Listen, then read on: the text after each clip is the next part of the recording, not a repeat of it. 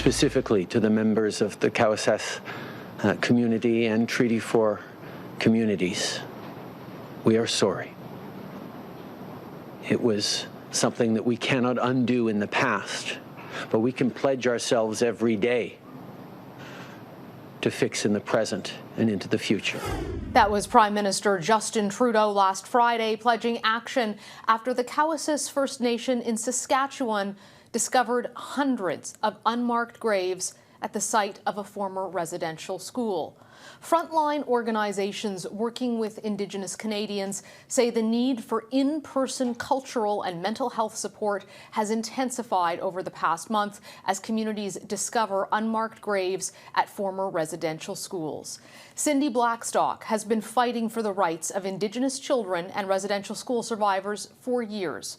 She's the Executive Director of the First Nations Child and Family Caring Society of Canada, and she joins us now. Cindy, thank you so much for joining us today. Another difficult discussion, another difficult day, so much so for Indigenous people across this country as they face the very real prospect of what survivors have been talking about and you have been talking about for so long, the reality of residential schools. And we just heard Prime Minister Justin Trudeau. He sounds like he's saying all the right things. He's apologizing. He's making promises.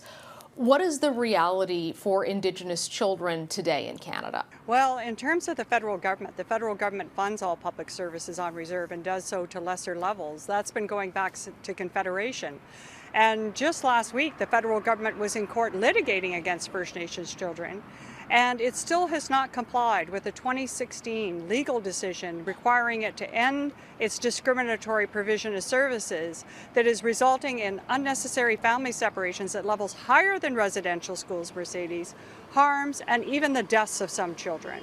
And don't forget, we also have the children dying in the education due to the inequities. The children in Thunder Bay who had to move away when they were 13 years old just to go to high school and then sadly died there. So, Cindy, I just want to back up because something you said there, I think it strikes such a chord, and I think it's really underreported in the media, and we don't talk about it very much, and it's very disturbing and it's very concerning, and that is the fact that there are more children in the care of the state today than there were under residential schools. What is the impact of that? Well, it's a magnification of the trauma from residential schools. Think about it this way. The last residential schools closed in 1997.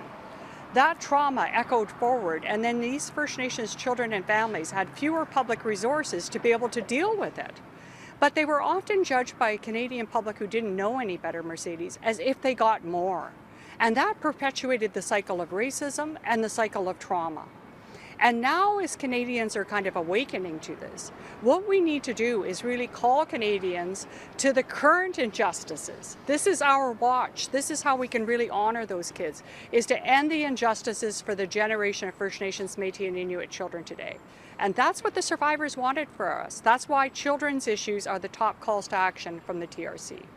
And what needs to happen? What does the government need to do, and what do Canadians need to do to make that happen?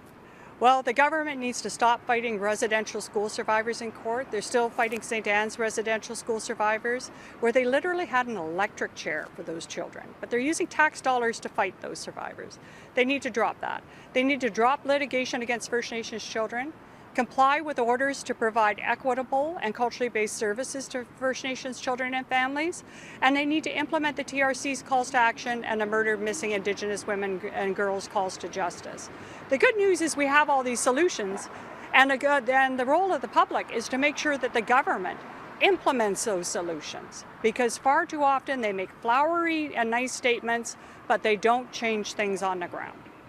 Do you think that if we have a summer or fall election, finally Indigenous issues might actually be an issue for all Canadians at the polls? Yeah, well, this is going to be a litmus test of Canadian values and what Canadians care about. If we really believe in justice, if we really believe in fairness, if we really believe that no child should go to school and die there, either in the past or with those kids in Thunder Bay, then we have to hold our federal and government officials accountable of all political parties. I'm going to have a copy of the TRC calls to action at my doorstep, and whoever comes knocking, I'm going to say, how are you going to implement every one of the 94 of them? I do want to ask ask you specifically about the Minister of Crown Indigenous Relations, Carolyn Bennett.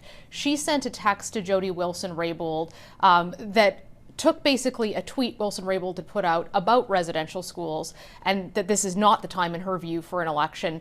And Carolyn Bennett just asked her pension ? I spoke with Jody Wilson-Raybould on Thursday. She told me she thought that this was reflective of systemic racism in the government. I know the Union of BC Indian Chiefs is calling on Carolyn Bennett to resign. Do you think the minister can stay in her job? Well, I think what it's really reflective of is an overall governmental culture of colonialism. This idea that they know better than us, that somehow we are the savages and we're all just out for the money. I found that remark by the Crown Indigenous Services Minister, Carolyn Bennett, to be completely inappropriate. And might I say, I also took note that she and Minister Miller and the Prime Minister were not there to vote on a unanimous House of Commons motion to drop litigation against residential school survivors and drop litigation against First Nations kids. So this action needs to be seen within a broader array of actions that really are working against the justice of First Nations, Métis and Inuit peoples, not standing for it. A lot of people are wondering this year about Canada Day, Cindy. There have been calls from some Indigenous communities and leaders not to celebrate it. What are your thoughts on that? I think it's a day that Canadians can really take to learn more about the history of their country. Colonialism really was the great cancel culture, and it really allowed for non-Indigenous folks to know very little or to hold only stereotypes. So I'd really recommend people get on the National Film Board website, watch the great documentaries by Eleniso Bomsawin, read the TRC calls to action, go and check out what are the calls to action you want to be a part of implementing and get to work. That would be a real way of celebrating the values of the country and also honoring the memories of those children. Cindy, thank you so much for joining us and taking the time to share your expertise. Thank you so much, Mercedes. All the best to you. A reminder for those who are out there watching right now, there is support if you need it. The Indian Residential Schools Survivors Crisis Line is available in Canada 24 hours a day. The number is toll-free and you can speak in confidence. It's at 1-866